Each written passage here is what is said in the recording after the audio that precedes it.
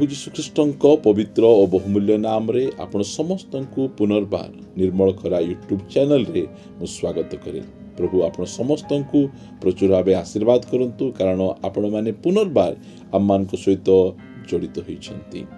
प्रिय माने एही पृथ्वी पृष्ठ रे अनेक बड़ बड़ घटना गुड़िक घटी जाइछि। प्रथम विश्वयुद्ध होइछि, द्वितीय विश्वयुद्ध होइछि, कोरोना परी बड़ महामारी पृथ्वी रे आसीछि। ए प्रकार विषय बहुत बड़ बड़ विषय गुड़िक होइछि। मात्र ए पृथ्वी पृष्ठ रे घटिथिबा सबुठारु बड़ आ गुरुत्वपूर्ण घटना अटे ख्रिस्टमास। ख्रिस्टमास होछि ए पृथ्वी पृष्ठ रे घटिथिबा सबुठारु बड़ घटना। ता ठारु कोनोसी बड़ घटना ए पृथ्वी पृष्ठ रे केबे घटी नाही। आउ सही ख्रिस्टमास को जो दल घृणा करे से विषय में आपण मान कहबा पाए चाहे। ख्रिस्टमास को गोटे दल घृणा करे, सेटा होची शैतान रो दल। शैतान से केबे हेले मध्य चाहे नहीं जे स्वर्गर परमेश्वर एई पृथ्वी पृष्ठ को मानव रूप धारण करी आसंतु। यह केबे हेले मध्य चाहे नहीं। परमेश्वर आ मनुष्य मानक मध्यरे पुनर्बार संपर्क गढ़ी उठू, यह शैतान केबे हेले चाहे नहीं। शैतान रो इच्छा और उद्देश्य यह अटे जे मनुष्य को परमेश्वर ठारू अलगा करिबा, परमेश्वर ठारू भिन्न करिबा। जेतेबेले से परमेश्वर ठारे मिसी जिवो, संयुक्त होई जिवो, शक्तिशाली होई जिवो, बलवान होई जिवो, सुरक्षित होई जिवो, सेति पई से सब बेले तार प्लान जे परमेश्वर आ मनुष्य मध्यरे विच्छेद की प्रकार आनिबो। ख्रिस्टमास एई प्रकार गोटे घटना, जो ख्रिस्टमास घटना रे परमेश्वर आ मनुष्य पुनर्बार से मिसु अछंती। कारण स्वर्गर परमेश्वर मानव रूप धारण करी ए धरा पृष्ठ को आसुछंती। आ एहा को माथ्यू लिखित सुसमाचार 1 अध्याय 23 पद लिखा जाए जे इमानुएल एक कन्या गर्भवती होई पुत्र प्रसव करिवे, आ लोके ताहांकु इमानुएल बोली कहिबे। इमानुएल नामर अर्थ कौन? आंभ मानक सहित ईश्वर। प्रिय माने मनुष्य जेते चेष्टा करी मध्य से परमेश्वर सहित मिसी पारिबो नहीं। सेथिपाई परमेश्वर निजे मनुष्य सहित मिसिबा पाई ए धरा पृष्ठ को मानव रूप धारण करी आसिले। यह को कहा जाए ख्रिस्टमास। कारण प्रथम प्रतिज्ञा परमेश्वर मनुष्य को देले।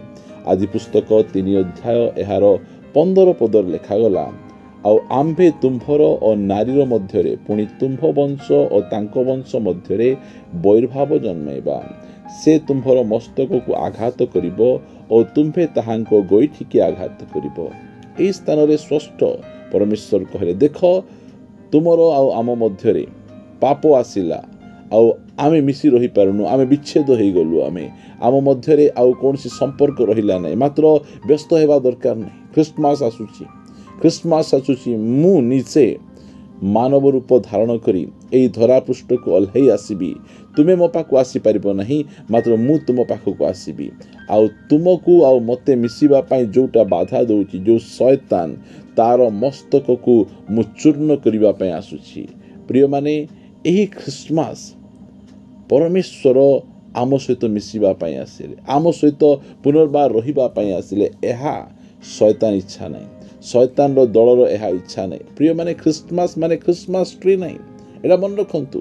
ख्रिस्टमास ट्री डेकोरेशन करिबा, लिचु माळ लगेबा, सांता क्लॉज करिबा, केक खाइबा, नुआ पोशाक पिंधिबा, विभिन्न प्रकार चून मारिबा, एटा ख्रिस्टमास नहीं। कारण ख्रिस्टमास को लोक माने जागतिक भाव में करुछथि। ख्रिस्टमास परी घटना जदि एही धरा पृष्ठ रे घटी न थांता, ताहाले सर्व मनुष्य सर्व जगत नरक को चली जाई थांता। मात्र ख्रिस्टमास निमंते प्रभु को धन्यवाद दिए।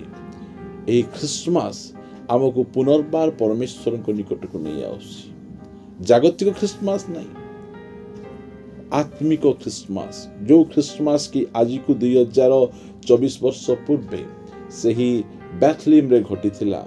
आउ सही ख्रिस्टमास मनुष्य जाति को परमेश्वर को निकट को आनिबा पाई बा स्वर्गर परमेश्वर मनुष्य मान को निकट को अल्है आसिले। एहा शैतान केबे हेले चाहे नहीं।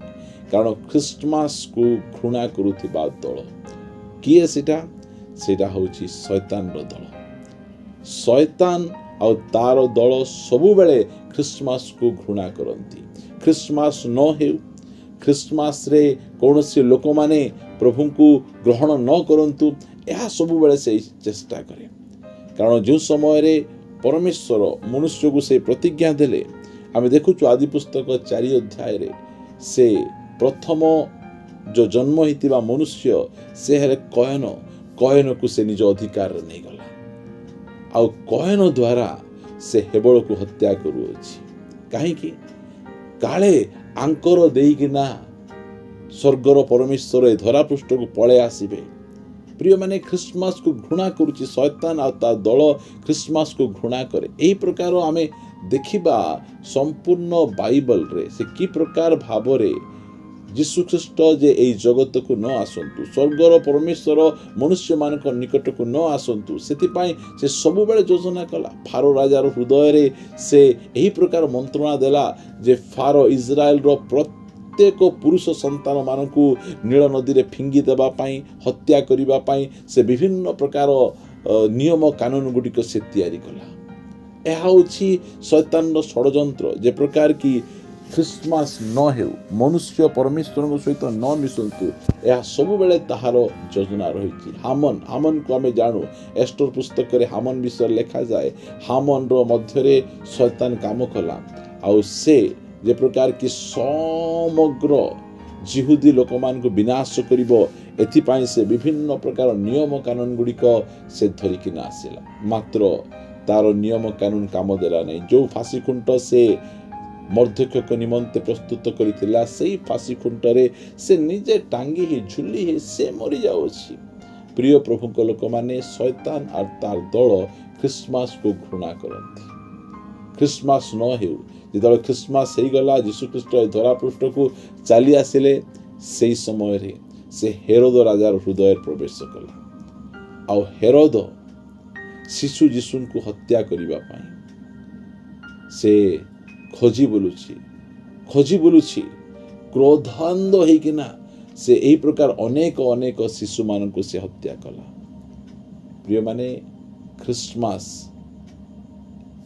କେହି ମଧ୍ୟ ଏହି ଖ୍ରୀଷ୍ଟମାସକୁ ନ ଜାଣନ୍ତୁ, ଖ୍ରୀଷ୍ଟମାସ ନ ହେଉ, ଏହା ସବୁ ସମୟରେ ଶୈତାନ ଆଉ ତା ଦଳମାନେ ଚେଷ୍ଟା କରନ୍ତି। ମୁଁ କହିବା ପାଇଁ ଚାହେଁ, ଆଜିକାଲି ଯେଉଁ ପ୍ରକାର ଖ୍ରୀଷ୍ଟମାସ ଗୁଡ଼ିକ ଲୋକମାନେ ପାଳନ କରୁଛନ୍ତି, ସେଇ ଖ୍ରୀଷ୍ଟମାସ କଥା ମୁଁ କୁହାଯାଉନି। 25 ଡିସେମ୍ବର ଖ୍ରୀଷ୍ଟମାସ କଥା ମୁଁ କହୁନାହିଁ।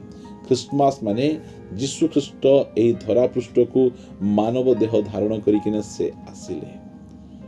ଆଉ ଆମମାନଙ୍କୁ ଉଦ୍ଧାର କରିବା ପାଇଁ ଆସିଲେ, ଆମମାନଙ୍କ ସହିତ ରହିବା ପାଇଁ ଆସିଲେ। ସେଇ ଖ୍ରୀଷ୍ଟମାସ କଥା ମୁଁ କହୁଅଛି।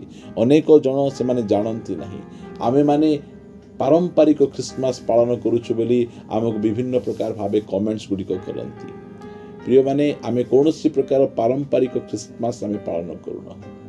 ଆମେ ଜାଣିଛୁ ସ୍ୱର୍ଗର ପରମେଶ୍ୱର ମାନବ ଦେହ ଧାରଣ କରି ଏହି ଧରାପୃଷ୍ଠକୁ ଆସିଲେ। ଆଉ ସେହି ବାର୍ତ୍ତା ପ୍ରତ୍ୟେକ ମନୁଷ୍ୟଙ୍କ ନିକଟରେ ପହଞ୍ଚାଇବାର ଅଛି। ଆଉ ଏହି ବାର୍ତ୍ତା ପହଞ୍ଚାଇବା ପାଇଁ ମଧ୍ୟ ଶୈତାନ ଆଉ ତା ଦଳର ଲୋକମାନେ ସବୁ ସମୟରେ ବାଧା ଦେଇକିନା ଆସିଛନ୍ତି। ମାତ୍ର କୌଣସି ପ୍ରକାର ଭାବରେ ସେ ବାଧା ହେଇ ରହିଲା ନାହିଁ। ପରମେଶ୍ୱର ସବୁ ବାଧାକୁ ଅତିକ୍ରମ କରି ଏହି ସୁସମାଚାର ସମଗ୍ର ମାନବ ଜାତି ନିକଟରେ ପହଞ୍ଚାଇବା ପାଇଁ ସେ ଅନୁଗ୍ରହ କଲେ। ପ୍ରିୟମାନେ, ଯଦି ଖ୍ରୀଷ୍ଟମାସ ହେଇନଥାନ୍ତା, ତାହେଲେ ଆମେ କୌଣସି ପ୍ରକାର ଭାବରେ ପାପରୁ ଉଦ୍ଧାର ପାଇନଥାନ୍ତୁ। ଖ୍ରୀଷ୍ଟମାସ ହେଇନଥାନ୍ତା, ତାହେଲେ ସ୍ୱର୍ଗର ପରମେଶ୍ୱର ଇମାନୁଏଲ ଭାବରେ ଆମ ସହିତ ଆସିନଥାନ୍ତେ। ଆଜି ଆମର ଦାୟିତ୍ୱ ଏହି ଶୁଭବାର୍ତ୍ତାକୁ ଆମେ ଅନ୍ୟମାନଙ୍କ ନିକଟରେ ଆମେ ପହଞ୍ଚାଇବା। କାରଣ ସମସ୍ତଙ୍କ ନିମନ୍ତେ ଏହା ଏକ ଅତ୍ୟନ୍ତ ଆନନ୍ଦଜନକ ସୁସମାଚାର। ଏହା ଖ୍ରୀଷ୍ଟିଆନ ଲୋକମାନଙ୍କ ନିମନ୍ତେ ଅତ୍ୟନ୍ତ ଆନନ୍ଦଜନକ ସୁସମାଚାର ତାହା ନୁହେଁ। ସ୍ୱର୍ଗର ଦୂତ ମେଷପାଳକମାନଙ୍କୁ ଆସି କହୁଛନ୍ତି, ଭୟ କର ନାହିଁ। ଏହା ସମସ୍ତଙ୍କ ନିମନ୍ତେ ଅତ୍ୟନ୍ତ ଆନନ୍ଦଜନକ ସୁସମାଚାର। ଏହି ସୁସମାଚାର ସମସ୍ତଙ୍କ ନିମନ୍ତେ ରହିଅଛି। ଆଉ ଏହି ସୁସମାଚାର ସମସ୍ତଙ୍କ ନିକଟକୁ ପହଞ୍ଚାଇବା। କେଉଁ ସୁସମାଚାର? ଖ୍ରୀଷ୍ଟମାସର ସୁସମାଚାର। ସ୍ୱର୍ଗର ପରମେଶ୍ୱର ଆମ ସହିତ ବାସ କରିବା ପାଇଁ ଇମାନୁଏଲ ଭାବରେ ସେ ଆସିଅଛନ୍ତି। ଆଉ ସେହି ପରମେଶ୍ୱରଙ୍କୁ ଆମେ ଗ୍ରହଣ କରିବା, ताहाले आमे उद्धार पाई परिबा परित्राण पाई परिबा। आसंतु आमे पदे प्रार्थना करिबा। मंगलमय पिता मु तुमको धन्यवाद दिए क्रिसमस निमंते। क्रिसमस न थांता ताहाले आमे विनष्ट होता, क्रिसमस न थांता ताहाले आमे नरक को चली जाइथांतो। आमे धन्यवाद दोचु क्रिसमस निमंते तुमे एही बड़ घटना आम जीवन रे घटेल, आम जीवन रे तुमे क्रिसमस कल आ प्रभु यही क्रिसमस को अन्य मान निकट रे आमे पहुंचाई परिबु।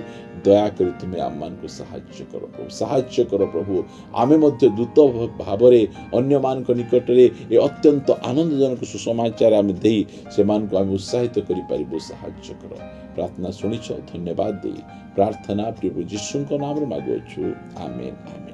Praise the Lord. प्रभु आम समस्त को प्रचुर आशीर्वाद करंतु। प्रभु जो अनुग्रह करंती। आसंता वीडियो रे आमे परस्पर सहित साक्षात करिबा। जो संदेश भलो लागिछि अन्य मान को मध्य आपण शेयर करि परिबे रहिबा। समस्त को नमस्कार। Praise the Lord. God bless you.